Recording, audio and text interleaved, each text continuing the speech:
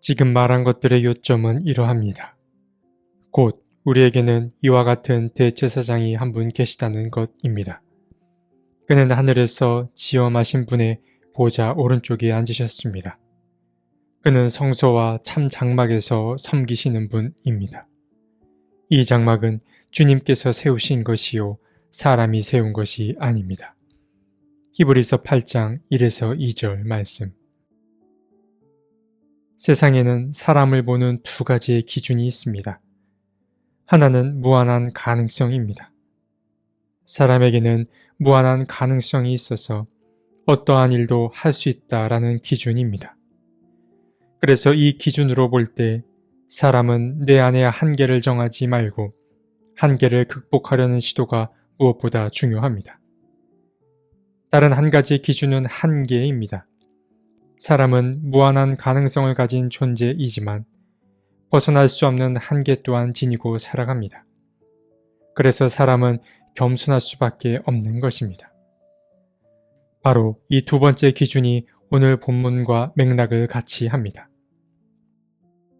오늘 함께 나눌 말씀은 히브리서 8장입니다. 히브리서는 계속해서 예수와 제사장을 연결짓습니다. 예수와 제사장과의 연관성을 드러내는 내용은 8장에서부터 10장 중반까지 이어집니다.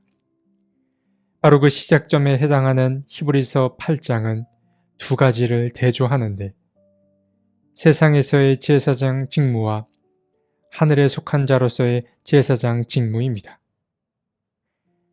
먼저 본문 1절은 그리스도의 위엄에 대해 말합니다. 그 위엄은 곧 하늘에서의 위엄을 뜻합니다. 1절의 말씀입니다. 지금 말한 것들의 요점은 이러합니다. 곧 우리에게는 이와 같은 대제사장이 한 분 계시다는 것입니다. 그는 하늘에서 지엄하신 분의 보좌 오른쪽에 앉으셨습니다. 새로운 대제사장이 한 분 계시는데 그는 하나님의 우편에 앉아 계십니다. 그런데 2절을 보면 하나님의 우편에 앉은 이 대제사장은 또한 성소를 섬기는 이로 묘사되는데 이 성소는 땅에 속한 것이 아니라 하늘에 속한 성소입니다. 그러니까 하나님의 우편에 앉은 이 대제사장은 하늘의 성소를 섬기는 자인 것입니다. 히브리서의 저자가 이렇게 하늘의 성소를 강조한 것은 이유가 있기 때문입니다. 땅에서 드리는 제사는 한계가 있습니다. 그 근거가 7절에서 9절에 나타납니다. 히브리서의 저자는 이 땅에서의 성소보다 하늘의 성소가 더 중요한 이유는 첫 언약은 완전하지 못하기 때문이라고 말합니다. 7절의 말씀입니다. 그 첫 번째 언약에 결함이 없었더라면 두 번째 언약이 생길 여지가 없었을 것입니다. 여기서 첫 번째 언약은 율법을 뜻합니다. 율법은 나름의 역할을 잘 감당했습니다. 그러나 율법에는 분명한 한계가 있는데 그 한계는 율법 자체에 있던 것은 아닙니다. 율법의 한계는 그 율법을 지켜야 할 백성들이 언약을 지키지 못하기 때문입니다. 구약의 에스라기를 잠시 살펴보면 에스라기의 결말은 열린 결말처럼 보이지만 아쉬움이 많이 남는 결말을 보여주기도 합니다. 바벨로니아의 포로로 잡혀간 유대 백성들은 페르시아에 의해서 해방을 맞습니다. 그리고 다시 고국으로 돌아와 무너진 성전을 재건합니다. 그런데 그런 기쁨도 잠시였습니다. 귀환한 백성들은 이미 예루살렘에 살고 있던 이방 민족들과 혼인하여 다시 하나님을 등지는 일을 저지르고 말았습니다. 에스라는 더 이상 하나님 앞에 용서를 구하지 못합니다. 자신들이 얼마나 하나님의 은혜를 빨리 잊는지 알았기 때문이고 하나님이 용서해 주셔도 얼마 지나지 않아 다시 하나님을 실망하게 할 것이 분명했기 때문입니다. 아픈 역사의 반복입니다. 그래서 에스라기의 열린 결말은 인간이 한계를 뼈아프게 자각하되 인간을 구원할 힘은 우리 내부에 있는 것이 아니라 바로 하나님의 전적인 은총으로 가능하다는 점을 돌아보게 만듭니다. 바로 메시아의 도래를 꿈꾸게 만듭니다. 땅에 속한 것에는 분명한 한계가 있습니다. 그래서 우리는 외부의 도움이 필요합니다. 히브리서에서 외부의 도움은 곧 새 언약을 뜻합니다. 하나님께서는 이미 예언자 예레미야를 통해 새 언약을 약속하신 바가 있습니다. 이 언약에 대한 내용이 10절에서부터 12절에 소개됩니다. 새 언약은 하나님의 두 가지 선행적 행동을 통해서 실현됩니다. 첫 번째는 능력입니다. 하나님은 이미 사람에게 하나님의 뜻을 알고 그 뜻을 실천할 능력을 사람의 생각과 마음에 심어 주셨습니다. 그러하기에 사람은 하나님의 뜻을 알고 그 뜻을 실행에 옮길 수 있습니다. 하나님은 예레미야를 통해 율법을 이미 사람의 생각에 넣어주시고 마음에 새겨주셨습니다. 그러하기에 사람들에게 별도로 하나님을 전할 필요가 없습니다. 이미 모두가 하나님을 알 것이기 때문입니다. 그리고 두 번째는 용서입니다. 하나님은 인간의 죄를 이미 용서하셨습니다. 하나님은 사람의 불의를 긍휼히 여기시고 더 이상 사람의 죄를 기억하지 않겠다고 하셨습니다. 엄청난 은총입니다.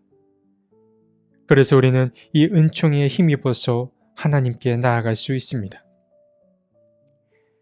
다시 한번 말씀드리지만 우리가 이렇게 자유를 얻을 수 있었던 이유는 바로 새 언약 때문입니다.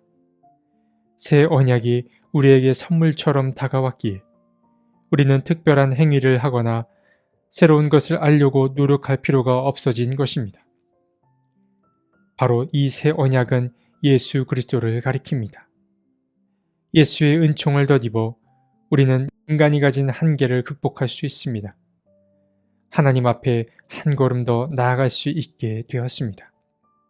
선물 같은 일이 우리에게 일어났습니다. 살다 보면 헤어나올 수 없는 일을 마주하기 마련입니다. 아무리 발버둥 쳐도 헤어나올 수 없는 일을 만날 때가 있습니다.